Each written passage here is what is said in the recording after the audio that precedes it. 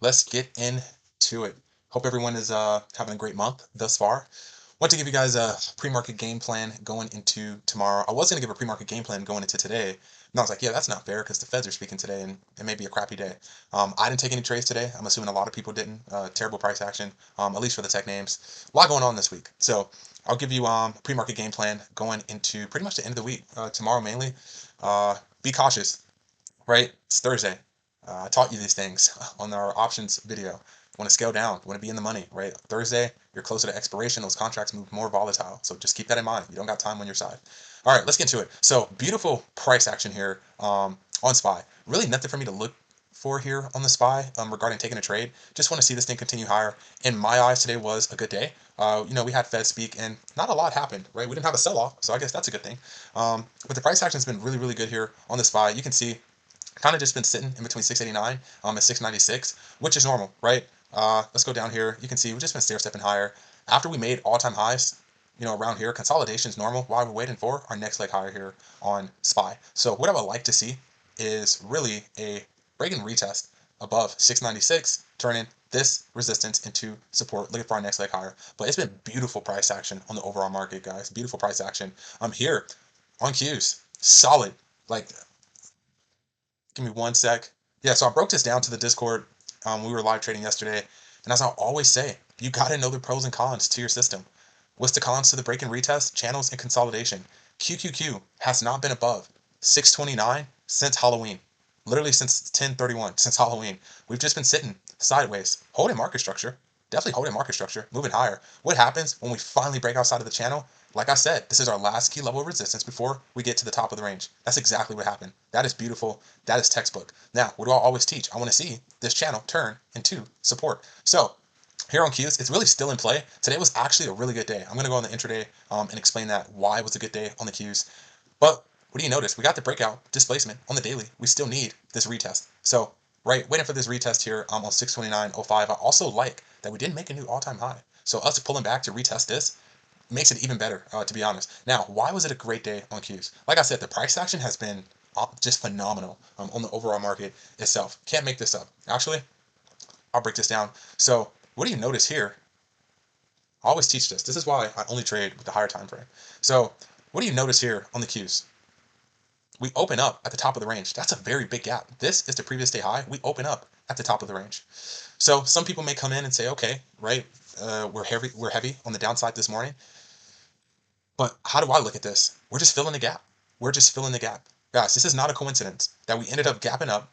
We pull all the way back down to the previous day high, and buyers defend this and push this thing higher. So as I always say, previous day highs and previous day lows on trending markets, those are liquidity pockets where buyers or sellers step up to defend that in order to continue to push price higher or lower. So I don't trade off these levels, but I use them as context references. So as you always hear me say, the trend is your friend and the dip is your best friend. So that's not a coincidence that we ended up gapping all the way up to the top of the range. We pull all the way back down because what are we doing? We're filling the gap. We fill the gap and then we push higher. That's textbook. That's beautiful. So going into tomorrow, we'll see what sets up here on the Qs and on the SPY. Really not a trade that I'm looking for on SPY, to be honest. But this still needs a retest. I'm very open to this. I necessarily don't really like to trade the SPY and the Qs unless there's no setups on my tech names, but I'm very open to this. I'm getting in at the bottom of the range before we get to the top of the range, and we still need this retest off a weekly level. That's a very big deal. It's a very big deal. So the price action has been really good on the Qs. You can see, right, we've been having some good PA. So tomorrow, right, if we just want to open up and have an inside bar day sitting there, I'm hands off. Obviously, as I always say, there's nothing for me at the top of the range because you're entering late to the party. This is the A plus shot here on Qs, 629.05, but beautiful price action. NVIDIA. So it's been a solid month on NVIDIA, and I'm gonna break this down thoroughly for you guys because I really want you to understand this. So first things first, oh man, NVIDIA kind of annoyed me coming into today. And the reason it annoyed me is because the pattern that I've noticed here on NVIDIA is the big moves on this name. You can even look here, right? The big moves on this name is happening during aftermarket, pre-market, or we just break outside of a key level with so much momentum that you just don't get a retest on the intraday. So want to break that down here. I'm still looking for this. This is still an A plus shot for me. Pull back long off of 189. Now, this break and retest over 192.95, this is a very big deal. As you always hear me say, as you always hear me teach, know the pros and cons to your system. What are the pros and cons to the break and retest channels and consolidations? The market comes in seasons, right?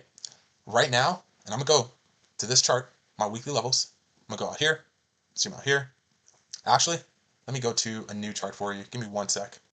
Okay. What do you notice here about NVIDIA on the weekly? So as I was explaining to my Discord, during this time, right, I was cashing out on NVIDIA every single day. Every single day. Why? Because we were trending. Trending on the weekly, trending on the daily. And this is what I mean when I say the market comes in seasons. We trend. What are we doing right now? We're stuck in a channel, sideways. I want to see us turn that into support. This beautiful market structure. This is normal. We trend, consolidation, next leg higher. So this is textbook setting up here on NVIDIA. It's been a really good month thus far on NVIDIA. I think I've only taken 5 trades this week. I'm sorry, this month on it. And pretty much we've hit every single trade we've taken. But why? Because we're only trading off of weekly levels. Yeah, I think I've only taken, yeah, so filter here just on NVIDIA alone. 1, 2, 3. Yeah, I've only taken 4 trades on NVIDIA alone, right? Less is more. So as you know, right, 142, as I always say, there's only going to be 4 outcomes to a trade: a big win, a small win, break even, or a loss. So been decent so far on NVIDIA, but why? I understand the conditions. It's in a channel, right? I understand that. So going into tomorrow, I'm saying all this to say, what do you notice here about 192.95? This is a big deal. This is a range breakout. I'm watching this. This is my main watch going into tomorrow. Let's go here. Back to the daily. So, right, this is a big deal on NVIDIA. I want to see this channel, right, the top of this weekly channel, turn into support. I also love this because the confluence here, as we know, statistically speaking, if price, as we know, you can clearly see NVIDIA is trending, but if price opens above the previous day high, it's more likely to continue higher. So this is a big deal. I love the confluence. We're over the previous day high. We're breaking outside of a weekly range. We're breaking over a weekly level, as I always say. The bigger the time frame, the stronger the level. This is a weekly level. This is a range breakout. That's a very big deal. So a couple of things that's going to occur here tomorrow. Either one, we get the break and retest. Two, the momentum is so strong because all the built up liquidity, we just get a blow off top, or it's going to be a peak and fail, which is another words of a liquidity grab or a bull trap. We won't know until we know. But this is what I'm really looking for here on the video. Break and retest over 192.95. This is a very big deal. It's finally breaking outside of this range, outside of the channel on the weekly. AMD. So AMD's kind of been doing its own thing lately. You know, yesterday we had a big breakout on QQQ, finally broke outside of the channel. Qs and SPY trended higher. Beautiful day. But AMD didn't follow. AMD did not follow here. I just uploaded that live trading session from that. I was in this trade for over an hour, guys. So go watch that. It's a lot of good insight in that. Pretty big educational day, I would say as well. So actually, I'm going to go here on the daily for AMD. I always mark out new key levels at the end of the week because things change. And this week was one of those times where a new key level formed here on AMD. So 256.10, such a key level here. And you can clearly see why, right? Today, previous day high. Yesterday, we pushed into it. Monday, right, reject. On Friday, it's the lower day. And then on Thursday, as you can see here, that's the higher day. So this 256.10 is such a key level. Big RR here if this sets up. Bullish bias here on AMD. You can see really last key level before we get back to all-time highs. This looks really good on AMD, but you can see it's been a tough time to get over this 256.10. That's 3 days in a row that we've pushed into this and we just rejected, right? That's 3 days in a row. So not the best going on here. You can kind of see this is what AMD is kind of doing at the moment, even though we're bullish bias. So just be cautious there. There's been a lot of big breakouts on this name that still need some retest to occur. But for me personally, I'm only looking for this break and retest over 256.10. If AMD wants to stay heavy, you know, I doubt it will pull all the way back down, but my job as a trader is to react, not predict.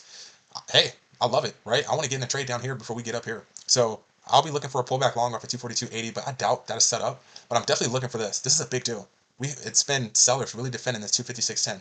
What do you notice if we get above that? There's nothing in its way. There's nothing in its way if that sets up. So love the level here. Looks really good. It's setting up. Just got to be patient and let our trade come to us. The last, 3 days. Yeah, the last 3 days. It's just been this. It's just been this. This, I want to see that. Turn all of this into support. We're getting over, right, the previous day high. This so far is a triple top rejection, as you can see. And guys, it's the same thing. Old support, turn it into resistance. You can see we pulled back. We held at support. We broke. And now resistance. Clear as daylight. I want to see us break above this and turn it back into support. Big RR to the upside if this sets up. So tomorrow, 256.10, key level here. Even though this is a key level that's honestly been respected, this morning was a beautiful dip and rip. We literally pulled back. Actually, I'll go here on the 2 minutes just to give you a better visual. Give me one sec. Great lesson today on the difference between skipping a trade and missing a trade. So today we respected our key level. When you look at it this way, we ended up having a dip and rip. We pulled back to 250, 290, and we pushed up and made a high day. That's a big payout. But to me, it just doesn't make sense to go long into a resistance level. I'd rather wait for a break and retest over 256.10, and there's nothing in its way to the upside. So that's really the game plan tomorrow. That's the key level to watch here on AMD. Tesla. So I'm biased here. I'm biased here on Tesla. I'm happy about my earnings. My long-term portfolio, really majority of it is S&P 500 and Tesla, and I'm in on Tesla over like roughly like 200,000 on Tesla for my long-term portfolio. And I remember I got in around here just because we were consolidating. So once I saw we broke this consolidation period, I ended up going long. Obviously, right, it's individual stocks shares. So I'm very biased on Tesla. So I wanted to see, okay, what will we do after earnings? So I'm happy right now. I'm happy. But nevertheless, going into tomorrow on Tesla, and this is another name that I want to break out. Like I just broke down here on NVIDIA. Know the pros and cons to your system. So Tesla, what do you notice about this? This is not a name that's been having some beautiful trend to the upside. The start of earlier last year, I was cashing out on Tesla. Why? Because we were trending to the downside, right? The trend is your friend, the dip is your best friend. So I was just looking for shorts every day. And then, right, we ended up breaking structure. Then we became bullish bias. And you can see, kind of consolidated a little bit, moved higher. But what do you notice now on Tesla? On the weekly time frame, we're in a channel.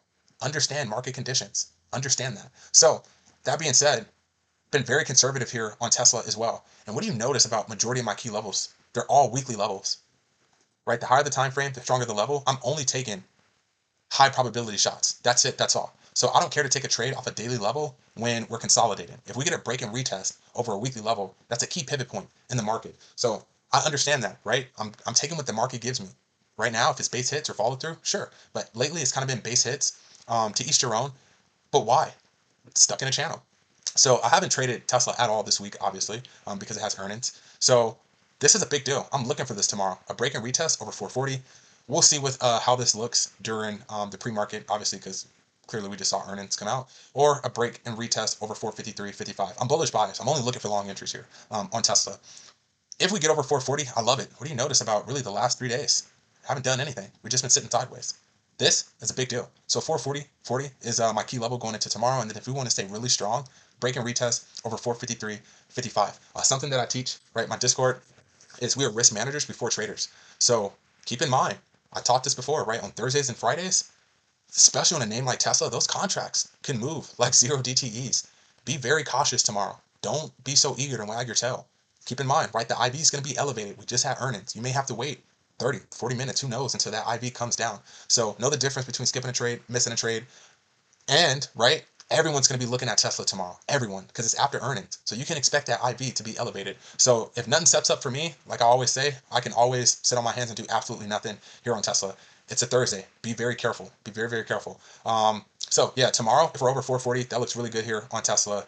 If we end up, opening above 440, then you're just looking for a gap and go here over 453.55. Just read the price action, read the overall market, be patient, read the IV, scale accordingly, and be a risk manager before a trader. But Tesla looks good. We won't know until we know. And then our range breakout is going to be 465.30. So I want to see that turn into support. Obviously, we're ways away, but we'll be patient here and see what sets up here on Tesla. Not going to go over Apple just because Apple has earnings. So obviously, we're not even going to be trading Apple tomorrow. But yeah, this is the pre-market plan for tomorrow. Hope this helped. Hope everyone's having a great month, a great week. Don't forget to like and subscribe, and I will see you guys on the next one.